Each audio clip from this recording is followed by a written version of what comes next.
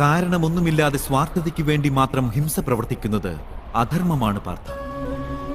വാസ്തവത്തിൽ അഹിംസയാണ് പരമമായ ധർമ്മം. അതോടൊപ്പം തന്നെ സത്യം, കുപിതനാകാതിരിക്കുക, ത്യാഗം, മനസ്സിന്റെ ശാന്തി, നിന്ദിക്കാതിരിക്കുക, ദയാഭാവം, സുഖത്തിൽ ആകർഷിതനാകാതിരിക്കുക, കാരണമൊന്നുമില്ലാതെ യാതൊന്നും പ്രവർത്തിക്കാതിരിക്കുക, തേജസ്, ക്ഷമ, ധൈര്യം, ശരീരം പരിശുദ്ധമാക്കി സൂക്ഷിക്കുക, ധർമ്മത്തെ നശിപ്പിക്കാതിരിക്കുക, അഹങ്കരിക്കാതിരിക്കുക. ഈ ഗുണങ്ങളെല്ലാം സാത്വിക ഗുണസമ്പത്ത് അഥവാ ദൈവിക ഗുണസമ്പത്ത് എന്നാണ് അറിയപ്പെടുന്നത്. ധർമ്മ സംസ്ഥാപനാർത്ഥം കർമ്മഫല പ്രതീക്ഷകളെല്ലാം പരിത്യജിച്ചുകൊണ്ട് ജീവിതം നയിക്കുന്നവർക്ക് സംശയമേതുമില്ലാതെ നാം ഈ ജന്മത്തിൽ സന്തോഷം പ്രദാനം ചെയ്യുന്നു.